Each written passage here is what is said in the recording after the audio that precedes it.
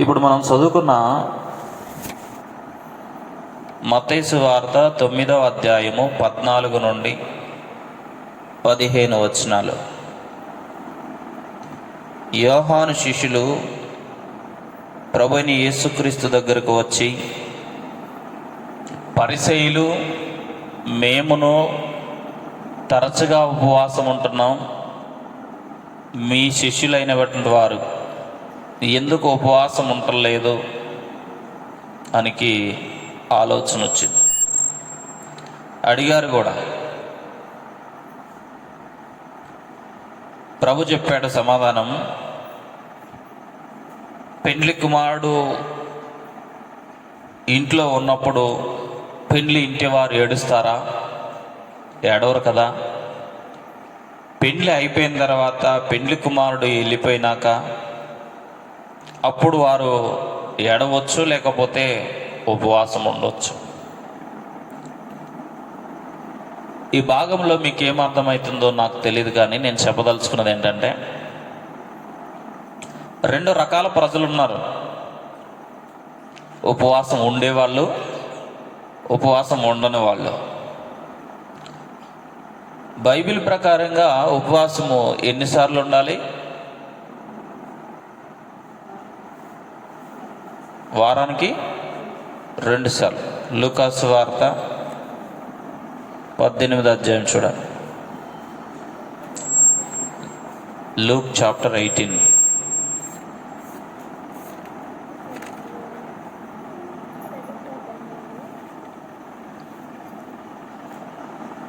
పరిసయ్యులు ఎంతకాలం ఉంటున్నారో చూద్దాం. లూకాసు వార్త 18వ అధ్యాయము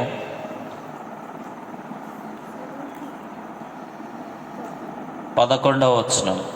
పరిసయ్యుడు నిలవబడి, దేవా, నేను చోరులను, అన్యాయస్తులను, వ్యభిచారులైన ఇతర మనుషుల వలనైనను ఈ సుంకర వలనైనను ఉండనందుకు నీ కృతజ్ఞతాస్తులు చెల్లిస్తున్నాను. 12వ వచనం. వారమునకు 2 మార్లు ఉపవాసము చేయించు నా సంపాదన అంతట్లో 10వ భాగం చెల్లిస్తున్నాను. ఈ మాట చెప్పింది ఎవరు? పరిసయ్యుడు. ఎన్ని మార్లు ఉంటున్నాడంటే ఉపవాసం? 2 సార్లు. వారానికి 2 సార్లు. మనం కూడా వారానికి 2 సార్లు ఉపవాసం ఉండాలి. వారానికి ఒక్క మారే ఉపవాసం ఉండటానికి 30 తెప్పలు పడుతున్నారు. వారానికి ఒకసారి పెడితే ఎట్లా వస్తామన్నా? మేము రాము, పనులేవా మాకు? సరే, ఉపవాసం గురించి మనం తెలుసుకుందాం. 2 మార్లు ఉండాలి కదా. ఎందుకు 2 మార్లు ఉండాలి? ఒకటి, వ్యక్తిగతంగా నీ కొరకు ఉపవాసం ఉండాలి. రెండవది, సంఘం కొరకు ఉపవాసం ఉండాలి. ఎప్పుడైతే ఉపవాసం ఉండి ప్రార్థన చేస్తామో దయ్యం పోతుంది, పాపం పోతుంది, లోకం పోతుంది. నీతిగా, పవిత్రంగా, పరిశుద్ధంగా బ్రతకగలుగుతాం. నీళ్ళు లేనప్పుడేమో ఉపవాసం ఉండి ప్రార్థన చేస్తే, నీళ్ళు వచ్చినాయి, ఉపవాసం లేదు. ఇప్పుడు జాగా లేకపోతే ఉపవాసం ఉండి ప్రార్థన చేస్తే, ఇదే జాగాలో ఇక్కడే కింద అడుగున ఎండ కాస్తుంటే ఉపవాసం ఉండి ప్రార్థన చేసినాం. అక్కడ ప్రార్థన చేసుకొచ్చి ఇక్కడ ప్రార్థన చేసినాం. ఇప్పుడు నీడ అయ్యే, అన్నాయే, ఉపవాసం లేదు. మందిరం లేదు ప్రభువా, మాకు మందిరం దయచేయని ఉపవాసం చేసినాం. ఇచ్చినాడు, ఇప్పుడు ఆరాం పండుకుంటున్నాం. వారానికి 2 మార్లు చెప్పున ఉపవాసం ఉంటే సంవత్సరానికి 52 వారాలు. 52 × 2 104 వారాలు, 104 రోజులు ఉపవాసం ఉండాలి. మనం ఉంటున్నామా? మీ కాన్ఫిడెంట్ ఏంటంటే ఉపవాసం గురించి 9వ అధ్యాయంలో మత్తయి సువార్త, యేసు ప్రభు మాతో ఉన్నాడు, అందుకనే పెండ్లి కుమారుడైనటువంటి యేసు మాతో ఉన్నాడు, అందుకనే మేము ఉపవాసం ఉండం. అంతే కదా. యేసు ప్రభు మీతో ఉన్నాడు ఇప్పుడు, అందుకని మీరు ఉపవాసం ఉండరు. ఉన్నాడా యేసు మీతో ఇప్పుడు? తండ్రి కుడిపార్శ్వాన ఉన్నాడు ఇప్పుడు యేసు. మరి నువ్వు ఎందుకు అన్నం తింటున్నా? ఎందుకు ఉపవాసం ఉండలేదు?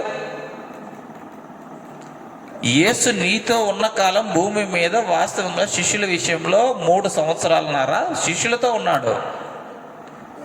అప్పుడంటే ఉపవాసం లేదంటే పోనీ అనుకుందాము, వాళ్ళు వెళ్ళిపోయిన తర్వాత ఉపవాస ప్రార్థన చేసినట్లు మనము అపోస్తుల కార్యంలో చదువుతాం. ఇప్పుడు నీ గర్వం ఏంటి?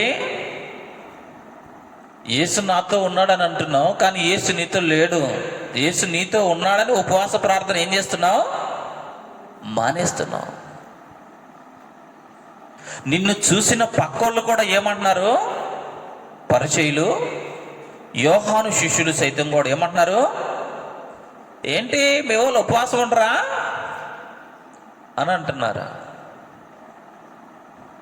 అంటే ఎదుటివారి దృష్టిలో మనం పడుతున్నామనే కదా అర్థం. ఉపవాసం ఉండటానికి నీకు సాకు కావాలా? నీకేమైనా నొప్పి కావాలా? బలహీనత కావాలా? అప్పుడు పరిగెట్టుకుని వస్తారు. అన్ని నొప్పులు పోయినాయి. దేవుని సన్నిధిని పశ్చాత్తాపపడటానికి మనం రావాలి. ఉపవాసం ఉండి మనం ప్రార్థన చేయాలి.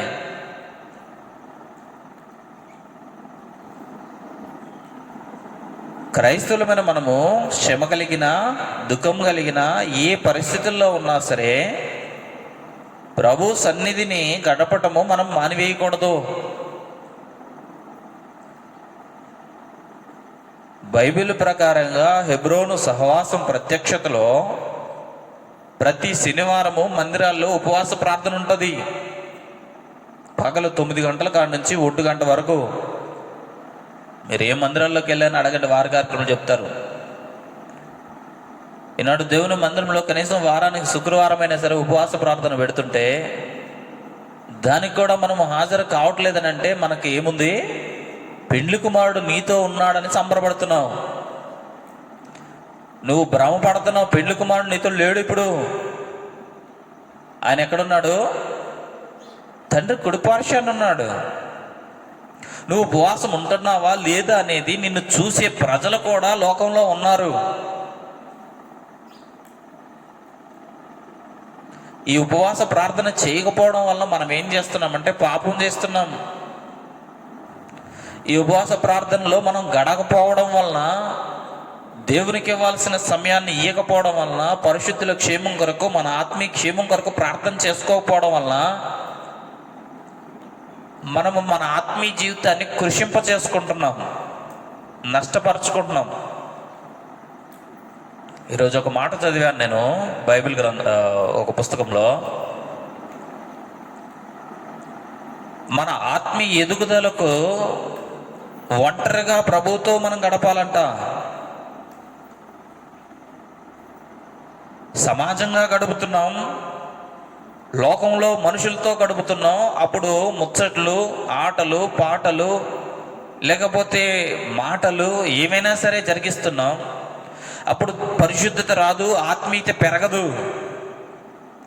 ఎప్పుడైతే ఒంటరిగా మనం గడుపుతామో అప్పుడే పరిశుద్ధతను మనము కలిగి ఉంటాం, మన ఆత్మీయతను ఎదిగించుకుంటాం. మన ఆత్మ ఎదగాలి అని అంటే ప్రభువుతో ఒంటరిగా గడపాలి. ఉదాహరణకు ప్రభువైన యేసుక్రీస్తు తన మాదిరికరమైన జీవితమే భూలోకంలో ఉన్నప్పుడు, ఒలీవల కొండ దగ్గర ఉన్నప్పుడు ఆయన ఒంటరిగా ప్రభుతో గడిపాడు. రాత్రి అంతా ప్రార్థన చేసిన అనుభవాలు ఎన్నో ఉన్నాయి.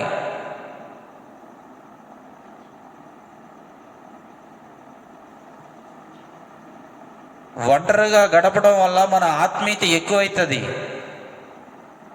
ఎంతవరకు మనము ప్రభుతో ఒంటరిగా గడుపుతున్నాం? గడపట్లేదు. ఒకవేళ మనం ప్రార్థన మనమే చేసామనుకుందాం, పరిచయం లెక్క 2 మార్లు ఉపవాసానికి ప్రార్థన, వారానికి 2 మార్లు ఉపవాసం చేసామనుకుందాం. చేసేయమంటాం మందిరంలో నిలబడి పరిచయులాగా మనల్ని మనమే గొప్ప చేసుకుంటాం. ఏమనుకుంటాం? నేను ఉపవాసం ఉండలేదా, చూడు 2 మార్లు ఉంటున్నా, నీకు దశంభాగం వెళ్ళిపెట్టలేదా, నేను ప్రార్థన కిందకి అట్లా ప్రతి ఆదివారం వస్తున్నా, నువ్వు చెప్పినన్ని చేస్తున్నా అని అందరి ముందు కనపడేటట్లు, లేదా మనలో మనమే ఇది ఒక పెద్ద కార్యంగా భావించి మనల్ని మనం పొగుడుకుంటూ ఉంటాం. దీనివలన మనం తగ్గించుకోక, ప్రభువుని హెచ్చించక మనలను హెచ్చించుకుంటున్నాము. దీనివల్ల వచ్చే పర్యవసానం, మనం తగ్గించబడితే హెచ్చించబడతాం, కానీ హెచ్చించబడితే తగ్గించబడతాం. దేవుని మందిరానికి ప్రార్థన చేయడానికి 2 వెళితే పరిసయ్యుడు వెళ్ళాడు, సుంకరి వెళ్ళాడు. పరిసయ్యుడు హెచ్చించుకునే ప్రార్థన చేసినాడు. ఇప్పుడు ప్రార్థన చేయడానికి వచ్చిన ఉపవాస ప్రార్థన కూడా 2 సార్లు ఉంటున్నా నేను వారానికి. బైబిల్ కూడా చదువుతున్నా, వాక్యం కూడా తెలుసు నాకు అంటున్నాడు. తన జీవితంలో ఏమి లేదు, మార్పు లేదు. ఈనాడు ఉపవాస ప్రార్థన చేయకపోవడానికి గల కారణం ఏంటంటే, మనలో గర్వం ఉండదు, మనలో దేవునితో కలిసి ఉండాలనే బంధం అనే ఆలోచన అసలే లేదు. ఏం చేస్తున్నాం? మనం దేవుని ఎదుట హెచ్చించుకుంటున్నాం, అతిశయిస్తున్నాం. ఆ పిల్లగాడు వచ్చాడు, ఆ పిల్లగాడి కోసం మనం ప్రార్థన చేయాలి. చేస్తే తక్కువ అవుతుంది. ప్రార్థన చేయడానికే మనం రాకొచ్చినాము, ఎట్లా తక్కువ అవుతుంది?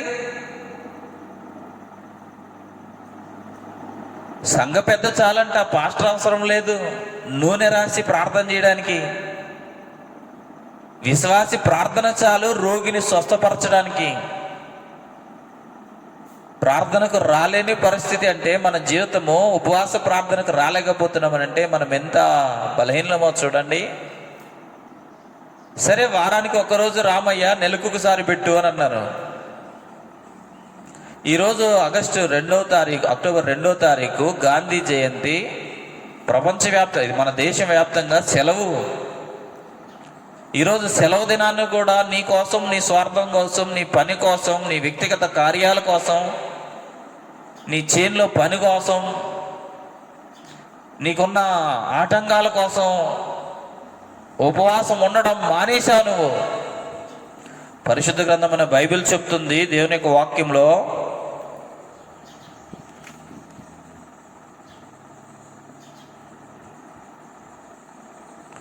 విలాప వాక్యములు 1వ అధ్యాయము 4వ వచనం,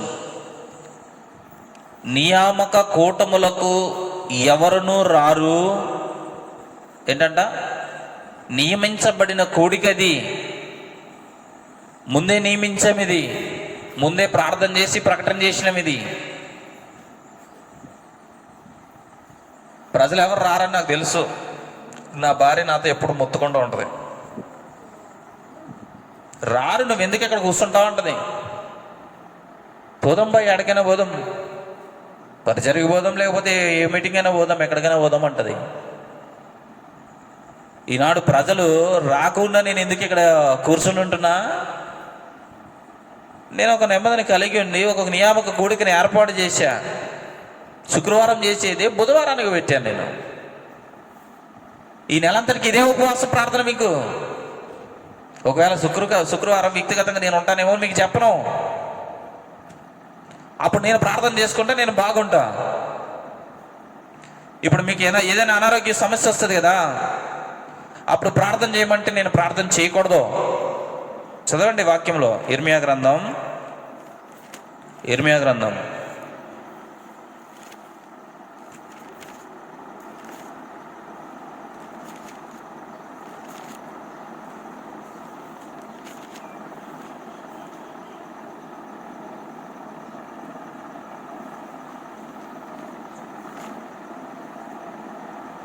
14వ అధ్యాయం చూడండి. ఇర్మియా గ్రంథం 14వ అధ్యాయం.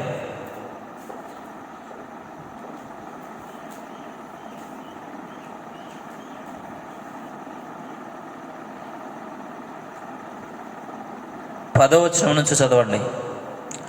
యెహోవా ఈ జనులతో ఈ మాట సెలవిచ్చుచున్నాడు, ఈ జనులు తమ కాళ్లకు అడ్డము లేకుండా తిరుగులాడుటకు ఇచ్చగలవారు గనుక యెహోవా వారిని అంగీకరింపడు. ఇప్పుడు ఆయన వారి అక్రమమును జ్ఞాపకం చేసుకును, వారి పాపములను బట్టి వారిని శిక్షించును. మరియు యెహోవా నాతో ఇట్లనెను, వారికి మేలు కలుగునట్లు ఈ ప్రజల నిమిత్తము ప్రార్థన చేయకుము. 12 కూడా చదవండి. వారు ఉపవాసం ఉన్నప్పుడు నేను వారి మొరను వినను.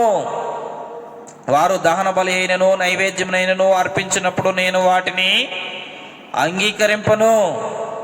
ఖడ్గం వలనో క్షామం వలనో తెగులు వలనో వారిని నాశనం చేస్తాను.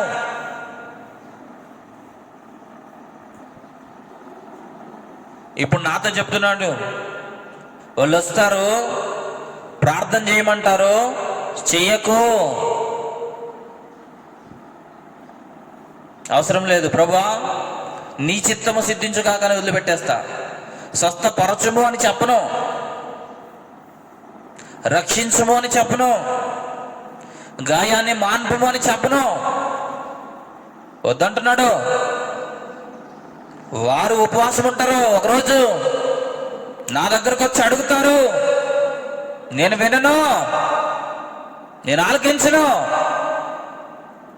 నేనున్నప్పుడు ఉపవాసం ఉండకుండా ఆగపని చెప్పాను, ఇప్పుడు నేను వెళ్ళిపోయినా ఉపవాసం ఉండమని చెప్పాను కదా. ఇప్పుడు ఉపవాసం ఉండమంటే ఏం చేస్తున్నాం? ఉపవాసాన్ని మానేస్తున్నాం. దేవుని వాక్యం ఏం చెప్తుంది? ఉపవాసం ఉండమని చెప్తుంది. యోవేలు గ్రంథం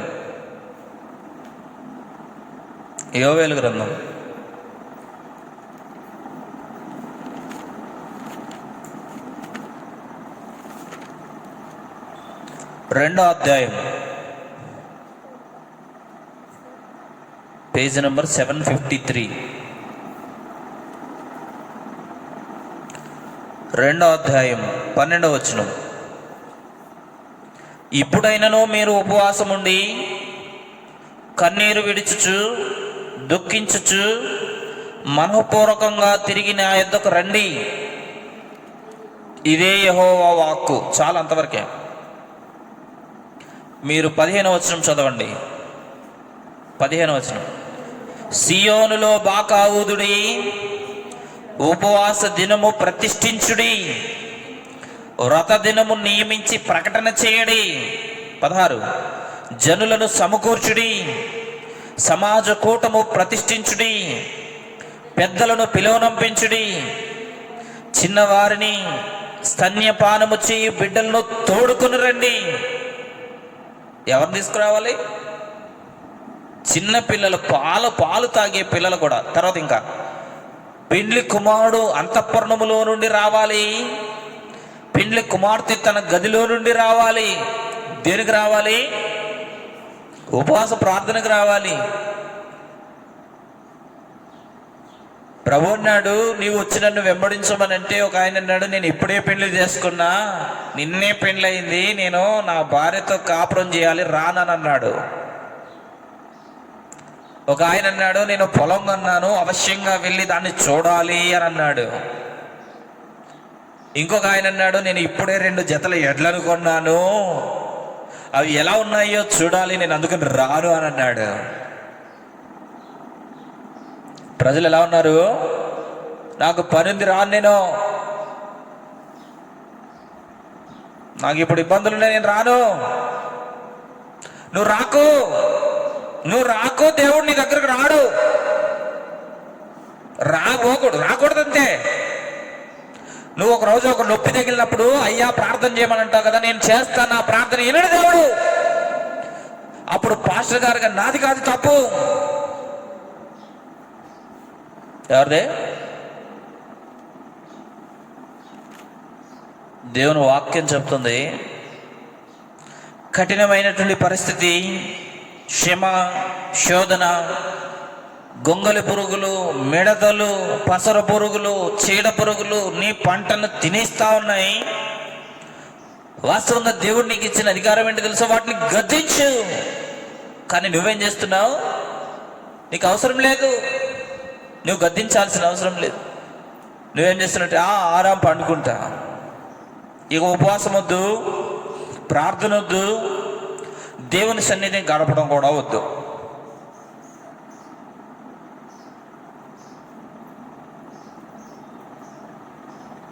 మన మనసు కఠినమైపోయింది, మన మనసు సోమరి అయిపోయింది, మన ఆత్మీయ జీవితం మందబారిపోయింది, మన హృదయం కొవ్వింది, మన చెవులు మందబారిపోయినాయి, మన కళ్ళు గుడ్డలైపోయినాయి, మన మోకాళ్ళు వంగట్టుకొచ్చినాయి. ప్రార్థన మానేసినాం. మంచిది మంచిది మంచిది, సమయం వస్తుంది, అప్పుడు ప్రభే చూసుకుంటాడు. ఇప్పుడు ప్రార్థన చేయాలి. నేను ఏమని? నొప్పులున్నాయి కదా, తగ్గించని ప్రార్థన చేయాలి. రోగం ఉంది కదా, తీసేయని ప్రార్థన చేయాలి. నీ బిడ్డకు రక్షణ కావాలి కదా, నేను ప్రార్థన చేయాలి. మరి నువ్వేం చేస్తావు? తిని పండుకుంటావు, చెయ్యవు ప్రార్థన. నొప్పి ఎవరికి? నీకే. ప్రార్థన ఎవరు చేయాలి? నువ్వే చేయాలి. నీ విశ్వాసం నిన్ను స్వస్థపరుస్తుంది, నీ విశ్వాసం నిన్ను స్వస్థపరుస్తుంది. నా విశ్వాసం నిన్ను స్వస్థపరచదు. నా విశ్వాసం దేవుని గణపరుస్తుంది, అంతవరకే. నా విశ్వాసం దేవుని కార్యాలను చూపిస్తుంది. దేవుడు ఎంత బాధపడుతూ ఉంటాడు తెలుసా? ఎంత కృషిస్తూ ఉంటాడు తెలుసా? సందర్భం చెప్తాను, గుర్తుపెట్టుకోండి. ఒక భక్తి కలిగిన ఒక వ్యక్తి ఉన్నాడు. అతడు యేసును లేదా యెహోవాను ఎరుగకయే భక్తి చేస్తున్నాడు. ధర్మకార్యాలు, పుణ్యకార్యాలు, భయభక్తులు కలిగి యథార్థంగా జీవిస్తున్న వ్యక్తి ఉన్నాడు. ఆయన పేరు ఇటలీ పటాలం అనబడిన పటాలంలో కొర్నేలి అనే వ్యక్తి ఉన్నాడు. ఆయన భక్తిపరుడు అని రాశాడు బైబిల్లో, అపోస్తల కార్యంలో 10వ అధ్యాయంలో. పేతురు గారు ఏం చేస్తున్నాడు? యొప్పే పట్టణంలో ఉన్నాడు. ఒకరింటి దగ్గరకు వచ్చున్నాడు, మిద్ది మీద ఆరాం పండుకుని ఉన్నాడు. ఆయనకు ఆకలి అవుతుంది, భోజనం లేదు. ఆకలి అవుతున్న సమయంలో ప్రార్థన చేస్తున్నాడు.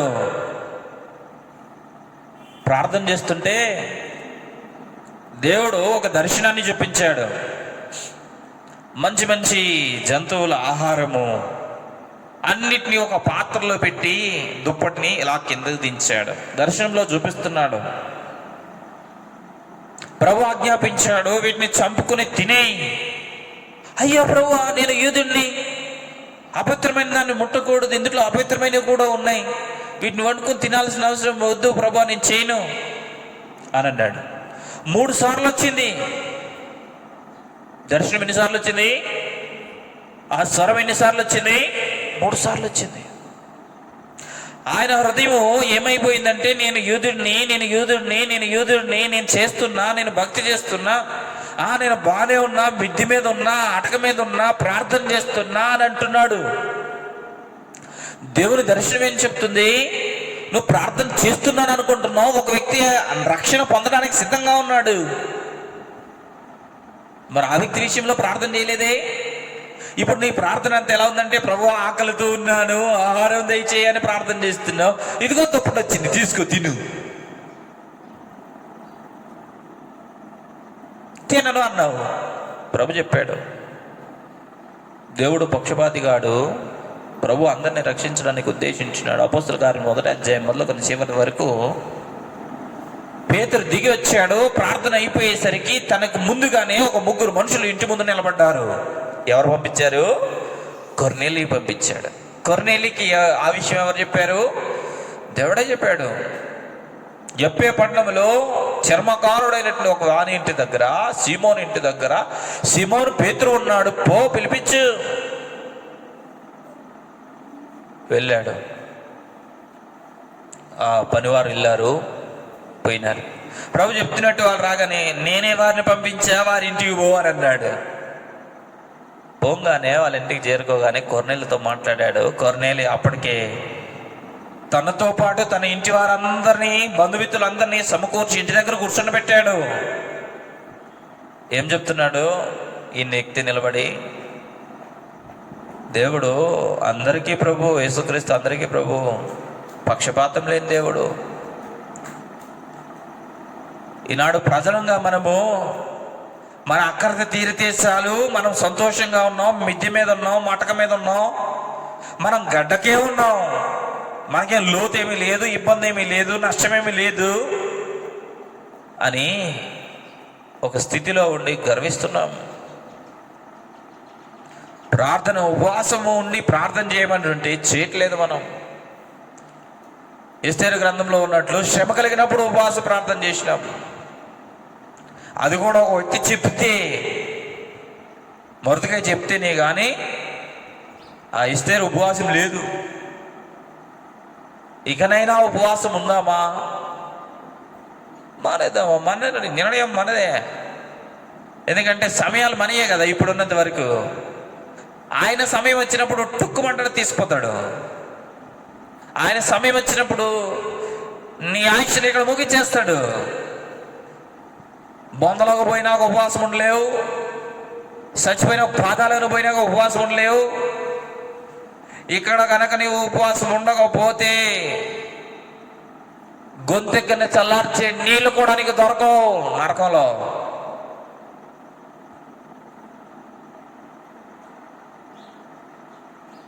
మన ఆత్మీయ జీవితాన్ని మన చేతులారా మనమే మన కన్నును పొడుచుకున్నాం, మనమే మన అవయవాన్ని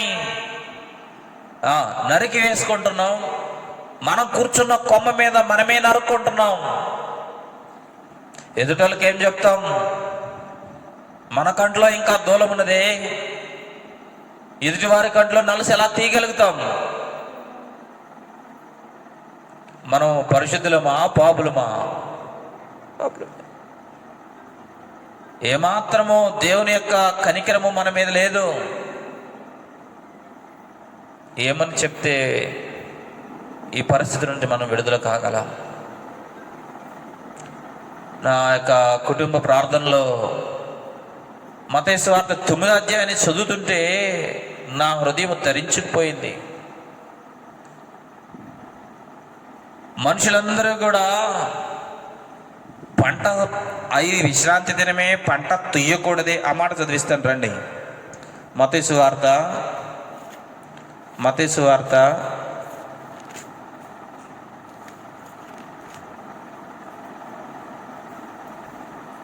9వ అధ్యాయం 32వ వచనం. మత్తయి సువార్త 9వ అధ్యాయము 32వ వచనం, పేజ్ నెంబర్ 10, కొత్త నిబంధన. 32వ వచనం చదువుతున్నాను. యేసును ఆయన శిష్యులను వెళ్ళుచుండగా కొందరు, ఒక్క నిమిషం ఆగండి, ఇది కాదు అనుకుంటా.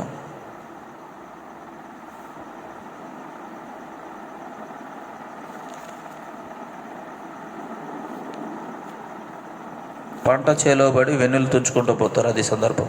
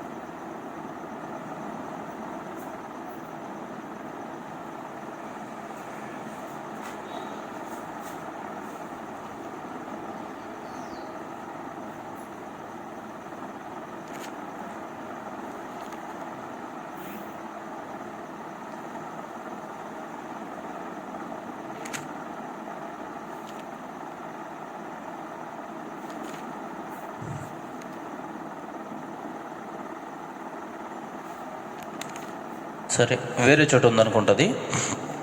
వేరే పుస్తకంలో ఏమని ఉంటుందంటే, నేను చెప్తాను వినండి జాగ్రత్తగా. అడేమని ఉంటుందంటే, శిష్యులు విశ్రాంతి దినమున పంట చేలో పడి వెళ్తూ ఉంటారు. వారికి ఆకలి అనిపిస్తుంది. వారు వెంటనే ఏం చేస్తారంటే వెన్నెలు తుంచుకుని తింటారు. వెన్నెలు తుంచుకుని తింటారనమాట. తింటే అక్కడ ఉన్నట్టు వారు, నీతో ఉన్న శిష్యులు చూడు, ఇది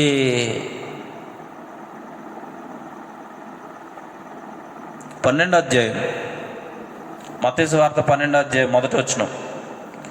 ఆ కాలమందు యేసు విశ్రాంతి దినమున పంట చేలో పడి వెళ్ళుచుండగా ఆయన శిష్యులు ఆకలిగొని వెన్నులు త్రుంచి తినసాగిరి. పరిచయులు అది చూచి, ఇదిగో విశ్రాంతి దినమున చేయకూడనిది నీ శిష్యులు చేయుచున్నారని ఆయనతో చెప్పగా. అంటే విశ్రాంతి దినాన్ని చేయకూడనిది, విశ్రాంతి దినాన్ని చేయకూడనిది, విశ్రాంతి దినాన్ని చేయకూడదు ఏదో ఉంది.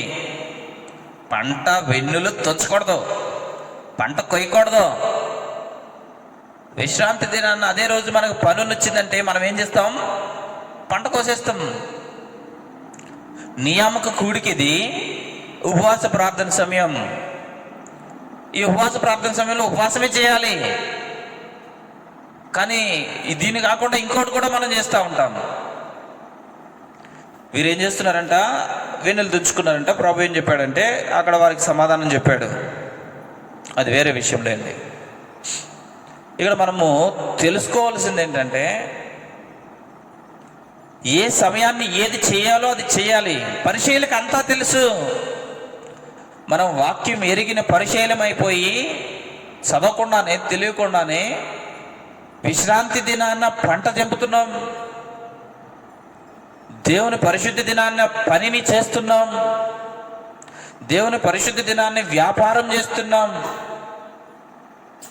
చూడండి, ఆఖరికి ఉపవాసం ఉండే సమయంలో కూడా ఏం చేస్తున్నాం చూడండి.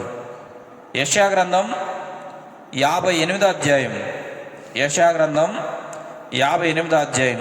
ఉపవాసం ఉండేటప్పుడు ఏం చేయాలి, ఏం చేస్తున్నాం? ఉపవాసం ఉండేటప్పుడు ఉపవాస దినాన్ని ఏం చేయాలి? ఉపవాసమే కదా ఉండాలి. కానీ ఇక్కడ ఉన్న ప్రజలు ఏం చేస్తున్నారు చదవండి. యెషయా గ్రంథం 58వ అధ్యాయం 3వ వచనం. మేము ఉపవాసం ఉండగా నువ్వు ఎందుకు చూడవు, మేము మా ప్రాణములను ఆయాసపరుచుకో నువ్వు ఎందుకు లక్ష్య పెట్టవు అని అంటాం. ఇప్పుడు చదవండి. మీ ఉపవాస దినమున మీరు మీ వ్యాపారం చేయుదురు, మీ పనివారి చేత కష్టమైన కఠినమైన పని చేయించుదురు, మీరు కలహపడుచు వివాదము చేయొచ్చు, అన్యాయముగా గుద్దులాడుచు ఉపవాసం ఉంటారు. అంటే ఉపవాసం ఉండేది కూడా ఎలాగా? ఉపవాసం ఉన్నామన్న పేరుకి తింటాం మానేస్తాం, కొట్లాట మానం, జగడాలు మానం, అన్యాయం మానం, కలహాలు మానం, పని కూడా మానం.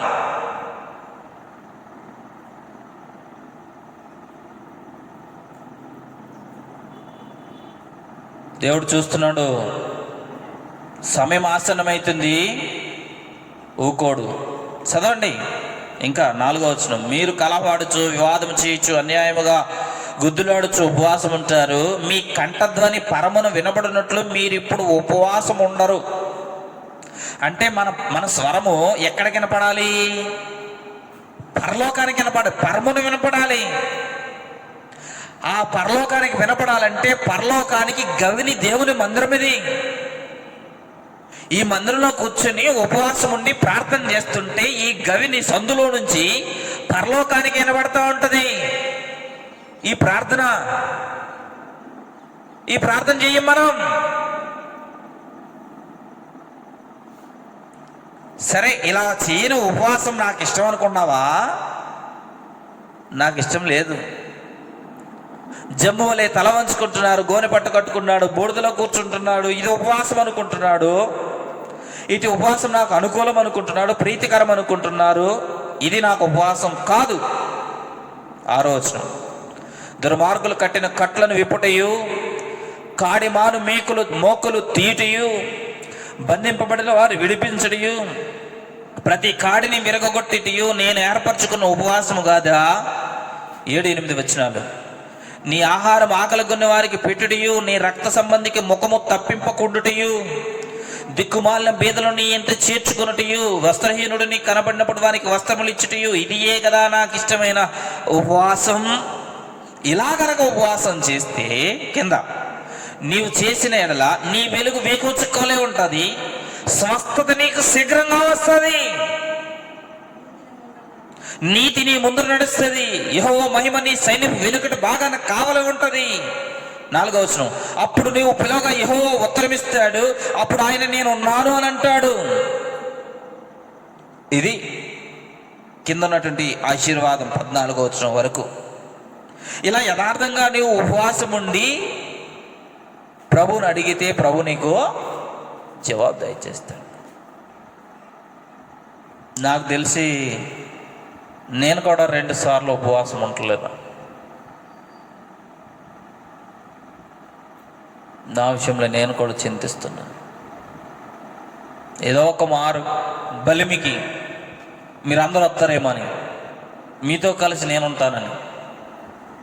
మీరు రారాయే, నేను చేయనాయే. ఉపవాసం అంటే కనీసం 1 గంట దాకైనా ఉండాలి.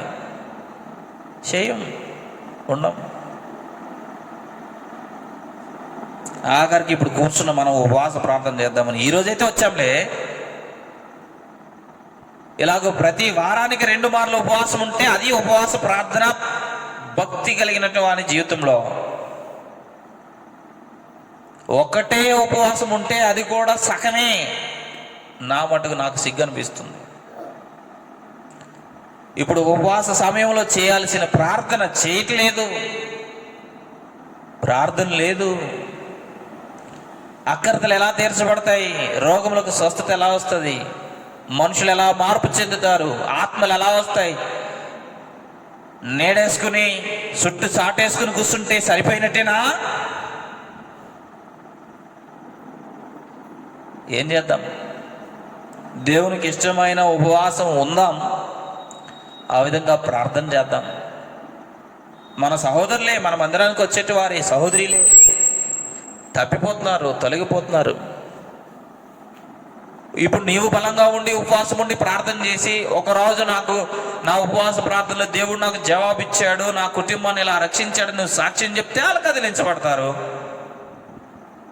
నువ్వు ఉపవాసం లేవు, నీ కుటుంబంలో నీ కార్యం జరగలేదు, నువ్వు సాక్ష్యం చెప్పలేదు, ఇంకొక కట్టె అలా మండుతుంది, నీ కట్టే సగం తడిచిపోయింది, మంట మండుకుంటుందా?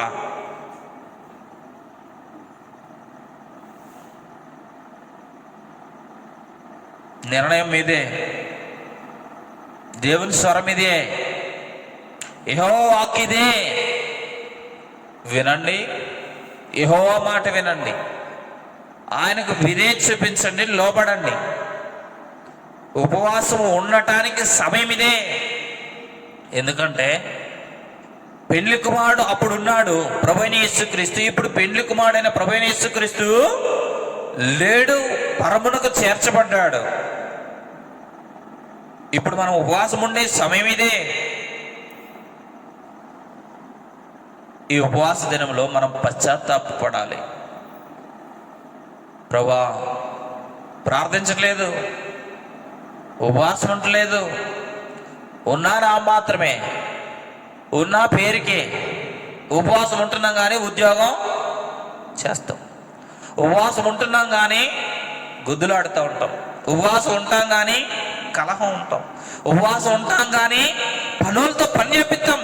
పెద్ద ఉపవాస ప్రార్థన పనులు మేము. దేవుడు ఆలకిస్తాడు బాగా, పరమును వినబడుతుంది కంటతోని. వినబడదా? వినబడదు. సత్యము, క్రమమైన వాక్య విధానము దేవుని సన్నిధిలో మనకు ఉండగా దీన్ని అనుసరించలేకపోతున్నాం. ఇంకా అన్ని ఏడొస్తారు, వచ్చిన వాళ్ళకి మనమేం ప్రార్థన చేస్తాం? ఈరోజు నీకు ఫోన్ చేయాలనుకున్నాను నేను, మీ యాప్కు ప్రశాంత్కి ఫోన్ చేసి ఈరోజు ఉపవాస ప్రార్థన ఉంది రమ్మని చెప్దామని అనుకున్నా మనసులో. నేను అనుకున్నానో లేదో మీ ఆమె ఫోన్ చేసింది నేను ప్రార్థన చేసుకుంటుంటే. చాలా సంతోషించాను నేను. ఇప్పుడు వాళ్ళు వచ్చి కూర్చున్నారు, గజ్జాడ్ నుంచి వచ్చారు. మనకి ఉపవాస ప్రార్థన కూడిక ఉంది అని ప్రకటన చేసినా కూడా మనోళ్ళు రాలే.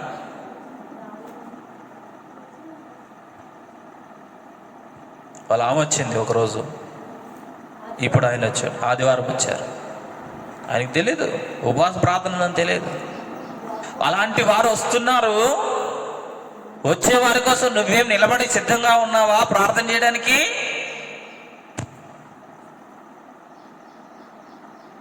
ఇప్పుడు చేయని నీ ప్రార్థన అంతా వింటాడు దేవుడు. ఎలా వింటాడో చూస్తాను నేను, ఎలా జవాబిస్తాడో చూస్తాను. ఏమని చెప్తావు దేవునికి? పశ్చాత్తాపడాలి ప్రభు దగ్గర. ప్రభా నేను చేయట్లే ప్రార్థన, చేసే ఉపవాస ప్రార్థన అంతా తప్పే. వారానికి 2 మార్లు ఉంటున్నాను అంటున్నాను కానీ లేను. ఒకరోజు ఉంటానన్నాను, అది కూడా వ్యాపారము ఉద్యోగము అన్నీ చేస్తున్నా, పేరుకు ఉపవాసం.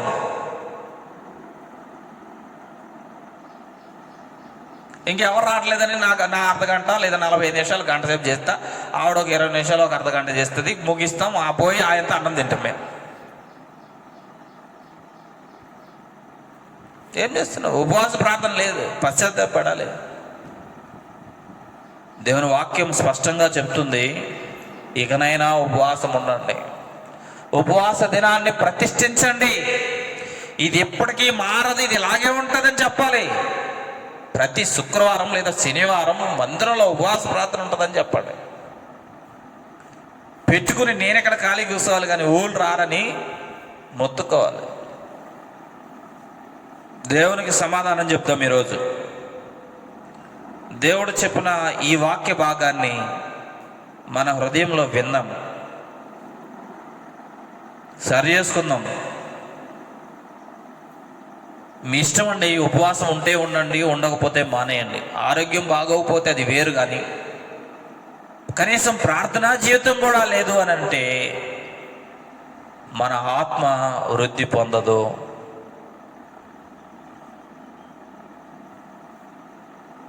ప్రతిరోజు చెట్టుకు నీళ్లు పోయాలి, అవసరతను బట్టే చెట్టుకు ఎరువు వేయాలి. ప్రతిరోజు చేసే నీళ్లు పోసేదేమో ప్రార్థన అయితే, ఎరువు పోస్తాం చూసినావు, అది ఉపవాస ప్రార్థన.